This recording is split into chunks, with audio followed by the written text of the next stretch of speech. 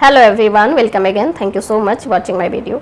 मैंने पिछले वीडियो में बात किया था ब्रेस्ट कैंसर के बारे में, लेकिन आज मैं इस वीडियो के माध्यम से बात करूंगी कैंसर के बारे में, यानी कि कैंसर किसको हो सकता है। आपने देखा होगा कि कैंसर कई बार ऐसे लोगों को भी होता है जो कभी ना शराब पीते हैं, ना सिगरेट पीते हैं, या ना ही उनकी कोई ऐसी बैड हैबिट होती है, फिर भी उनको कैंसर हो जाता है। ये हमारे लिए काफ़ी शॉकिंग होता है। लेकिन कई बार आपने देखा होगा, सुना होगा कि जो लोग सिगरेट पीते हैं, जो लोग गुटखा खाते हैं, या जो जिनकी भी कोई बैड हैबिट होते हैं, उनको कैंसर नहीं होता है या फिर उनको कैंसर होता है। तो आज हम इस वीडियो के माध्यम से बात करेंगे कि कैंसर किसको हो सकता है और किसको नहीं हो सकता है। कैंसर का होना, इसमें बहुत बड़ा हाथ होता है जीन्स का, यानी कि इसमें समझेंगे कि इंसान का डीएनए तय करता है कि किसको कैंसर होगा या किसको कैंसर नहीं होगा। कई बार कुछ जीन्स कैंसर के रिस्क बढ़ा देते हैं। अलग अलग जीन्स के हिसाब से अलग अलग अंगों में कैंसर हो सकता है। जैसे रेटिनोब्लास्टोमा जीन्स, ये बच्चों के आँख का ट्यूमर होता है।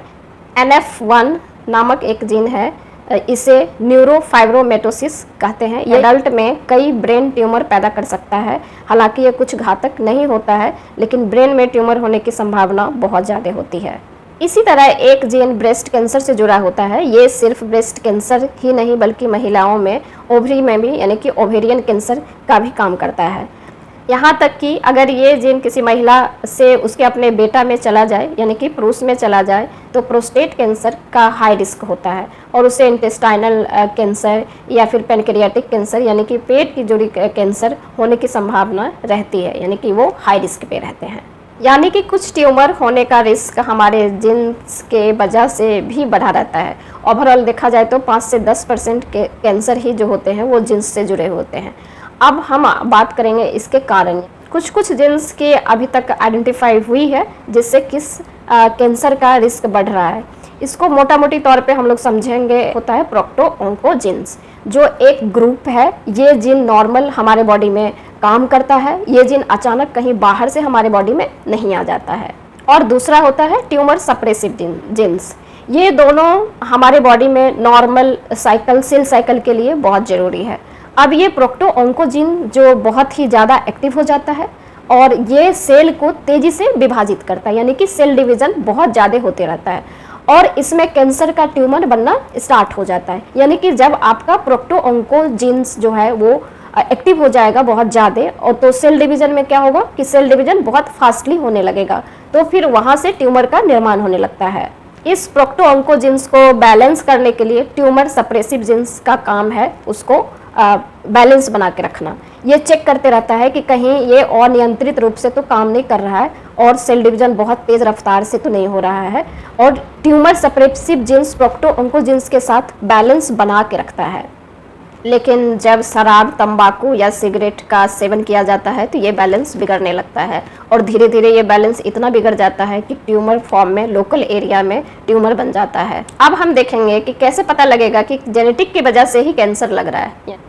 जैसे कि किसी बच्चे को ट्यूमर है और धीरे धीरे बढ़ रहा है और उसे कोई नुकसान नहीं हो रहा, यानी कि उससे बच्चे को कोई परेशानी नहीं है।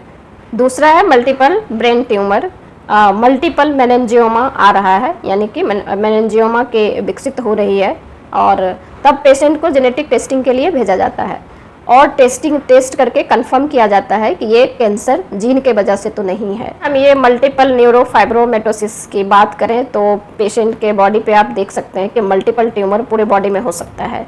ऐसा कई बार देखा गया है, जो बॉडी में बहुत सारी जगह पे, अलग अलग जगह पे दिख रही होती है। उस ट्यूमर को निकालने की ज़रूरत नहीं है, थोड़ा सा वेट एंड वॉच करना है, क्योंकि मल्टीपल ट्यूमर को आप निकाल नहीं पाएंगे। मल्टीपल ट्यूमर के लिए आप कीमो नहीं कर सकते हैं, रेडिएशन नहीं कर सकते हैं। इस पेशेंट के लिए, इस टाइप के पेशेंट के लिए टारगेट थेरेपी आती है, जो उनको टारगेट थेरेपी दी जाती है। अगर देखा जाए तो हर पेशेंट को जेनेटिक टेस्टिंग की ज़रूरत नहीं है। अगर उनमें कोई जेनेटिक टेस्टिंग के लिए कुछ ऐसा सिम्टम्स आ रहा है या फिर कुछ ऐसा रिस्क फैक्टर दिख रहा है तो ही आप उन जेनेटिक टेस्टिंग करा सकते हैं। ये जीन कैसे काम करता है हमारे बॉडी में, ये हमारे हाथ में नहीं है, लेकिन हाँ, हमारे हाथ में ये है कि आप अपने आप को कितना सुरक्षित रख सकते हैं। हम सभी को अपना लाइफ स्टाइल पर ज़रूर ध्यान देनी चाहिए। इतनी भाग दौड़ की ज़िंदगी में आपको थोड़ा सा अपना ध्यान रखने की ज़रूरत है, यानी कि आप हेल्दी खाना ज़रूर खाएं, स्ट्रीट फूड या स्ट्रीट ड्रिंक कभी भी ना लें। डेली एक्सरसाइज कम से कम 30 मिनट्स तो करना ही चाहिए। हरी साग सब्जी फल जितना हो सके ज़्यादा से ज़्यादा खाएं और स्ट्रेस लेवल को कम रखना है, यानी कि मेंटली डिप्रेशन या स्ट्रेस जो है उसको कम करना है। अपनी इम्यूनिटी को बना के रखना है, उस हिसाब से अपना डाइट लें, एक्सरसाइज करें और अपनी डेली रूटीन, अपना डेली लाइफस्टाइल को बिल्कुल अच्छे तरीके से केयर करें। इन सभी बातों को आप ध्यान रखें और कभी भी आपको कोई लक्षण दिखाई दे तो आप अपने डॉक्टर से ज़रूर मिलें और अर्ली ही मिलें, कभी भी लेट ना करें, इग्नोर ना करें। Thank you for watching.